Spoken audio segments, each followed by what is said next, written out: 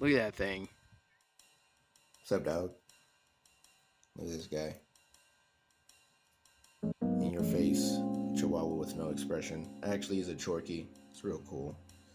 Anyway, yeah, one Matt Z. Good morning, y'all. So, we are going to talk about the fuel air relearn reset that you have to do if you replace any of the O2 sensors. If you've gotten like some sort of code like a P12 1273 or 83. So, it's pretty simple actually.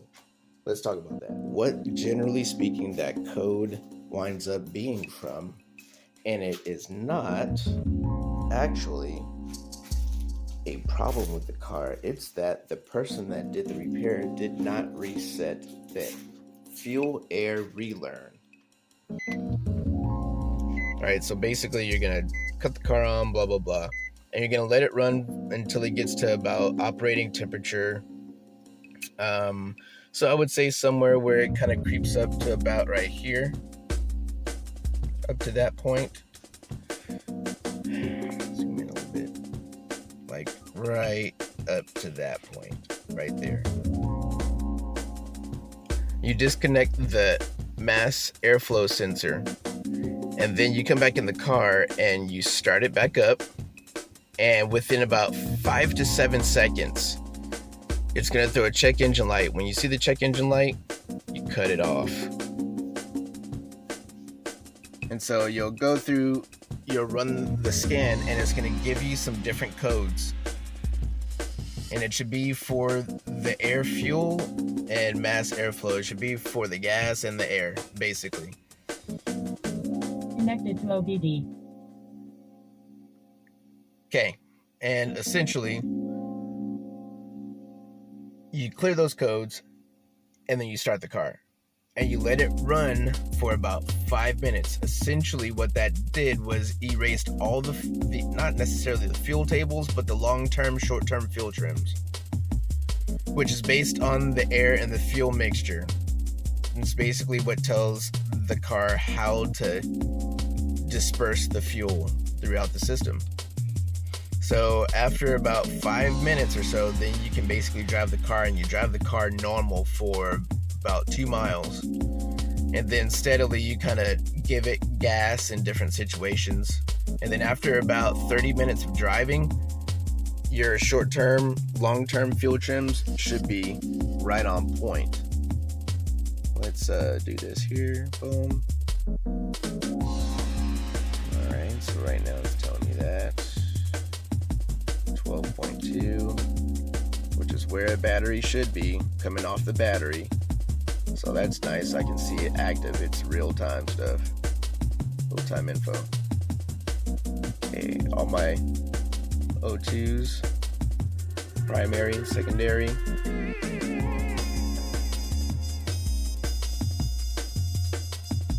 There we go.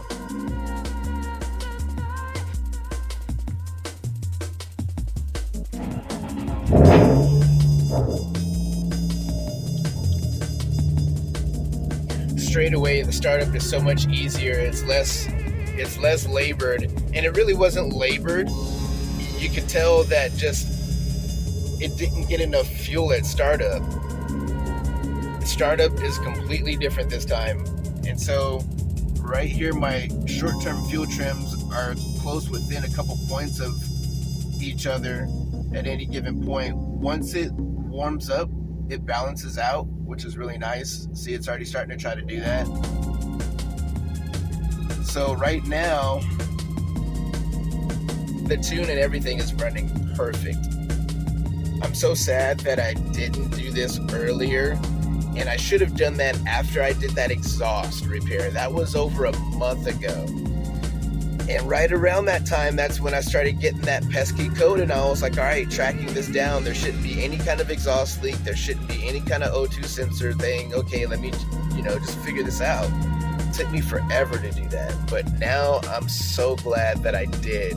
Now the car just feels completely different. It actually feels like it does, because it did. I actually did gain some power back, because obviously I would have lost some power because the car was trying to compensate fuel and mess with fuel tables and everything. So now it's actually right now. So I'm driving it this weekend. Drove it yesterday, like I said, and thing felt night and day once I redid all that. And so now you see the short-term fuel trims are showing right now. Once the car learns the long-term fuel trims, like say like long trips, extended trips, stuff like that, the fuel economy in this thing will go right back up to where it was. It was sitting at about 19 or 20 or so, which is nice. See, now it just sounds so much different idling now. Let's see about it. Okay, 86 we're doing. See, and even my timing advance was different. Like, it used to sit at like 6 or 7 at idle. Interesting. And I guess because the car was retarded in timing.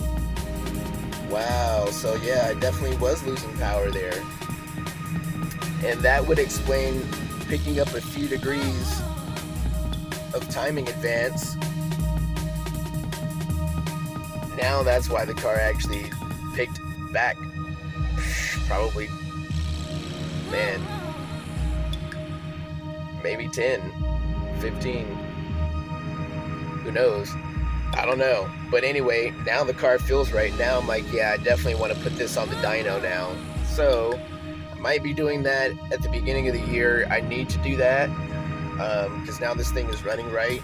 The leaks are good to go. Oil change is good to go. Now that I got the fuel right, man, that thing's gonna be a missile. Man, I'll be carving up the back streets. There's definitely some nice roads to drive. You just gotta find them, take your time, go out when people don't.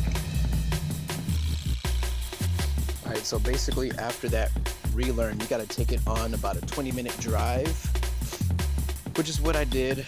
I'm at the park right now, and once you take it on that drive, it should have enough to go through the evap cycle and everything like that, and relearn the fuel tables. And if no code or anything like that comes back within that time frame that you did that reset plus that 20-minute drive and all that, then you're good to go. And so this thing is back to where it was, man.